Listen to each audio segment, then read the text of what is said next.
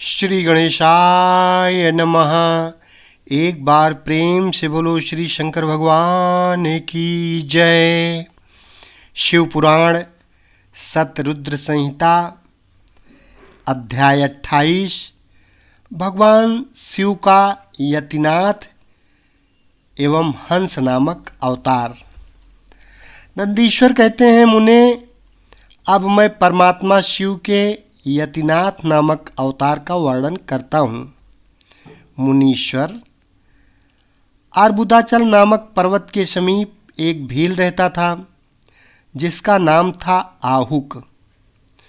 उसकी पत्नी को लोग आहुका कहते थे। वह उत्तम व्रत का पालन करने वाली थी। वे दोनों पति पत्नी महान शिव भक्त थे और शिव की आराधना पूजा में लगे रहते थे। एक दिन वह शिव भक्त भील अपनी पत्नी के लिए आहार की खोज करने के निमित्त जंगल में बहुत दूर चला गया। इसी समय संध्या काल में भील की परीक्षा के लिए भगवान शंकर सन्यासी का रूप धारण करके घर आए। इतने में ही उस घर का मालिक भील भी चला आया और उसने बड़े प्रेम से उस यतिराज का पूजन किया।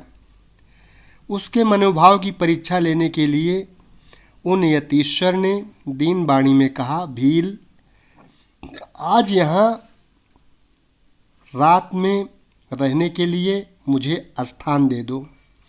सवेरा होते ही चला जाऊँगा, तुम्हारा सदा कल्याण हो। भील बोला, स्वामी जी, आप ठीक कहते हैं, तथापि मेरी बात सुनिए।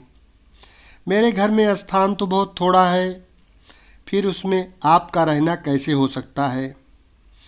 भील की ये बात सुनकर स्वामी जी वहाँ से चले जाने को उद्यत हो गए। तब भीलनी ने कहा, प्राणनाथ, आप स्वामी जी को स्थान दे दीजिए। घर आए हुए अतिथि को निराश न लौटाइए, अन्यथा हमारे गृहस्थ धर्म के पालन में बाधा पहुँचेगी।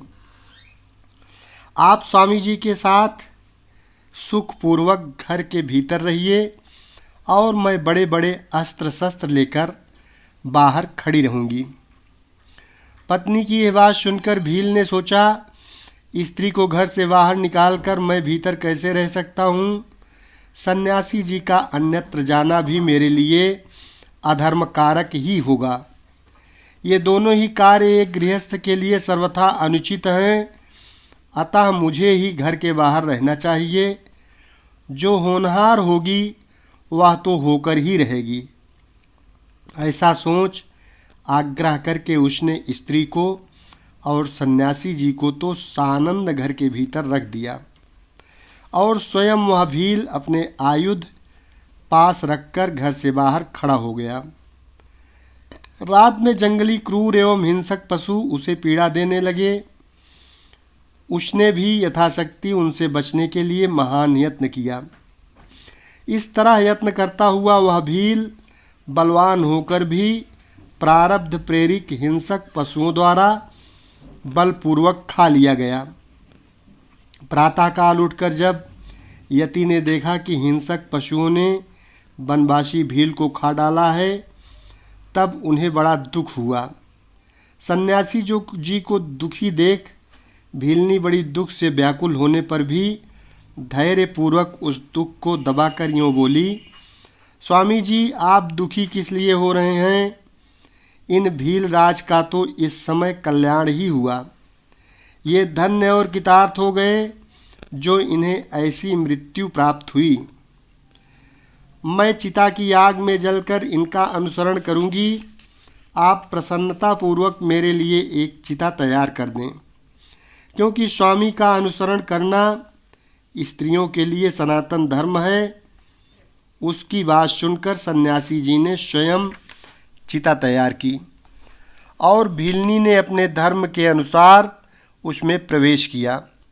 इसी समय भगवान शंकर अपने साक्षात स्वरूप से उसके सामने प्रकट हो गए और उसकी प्रशंसा करते हुए बोले, तुम धन्य हो, धन्य हो, मैं तुम पर प्रसन्न हूँ। तुम इच्छा अनुसार वर मांगो, तुम्हारे लिए मुझे कुछ भी अदेय नहीं है। भगवान शंकर का यह परमानंददायक वचन सुनकर भीलनी को बड़ा सुख मिला। वह ऐसी विभोर हो गई कि उसे किसी भी बात की सुध नहीं रही।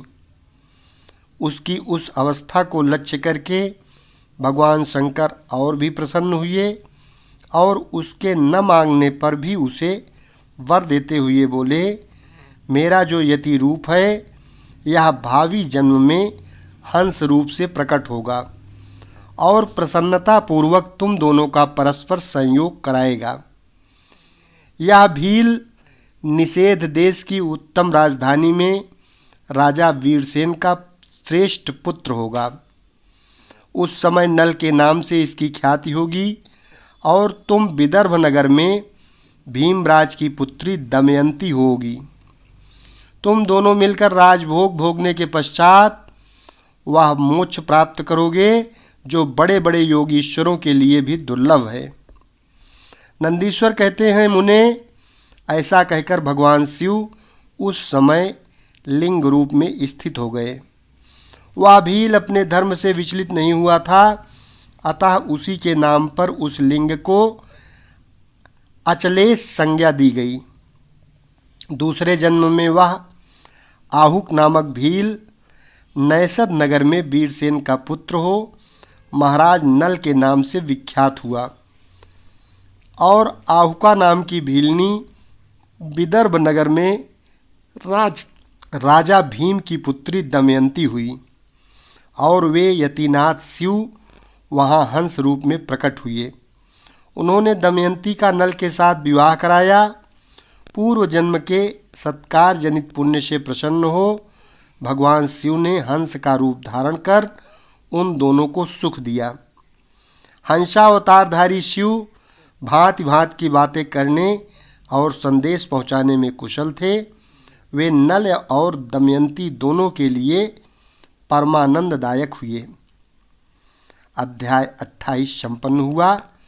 एक बार प्रेम से बोलो, देवादिदेव महादेव श्री भोलेनाथ शिव शंकर भगवान की जय।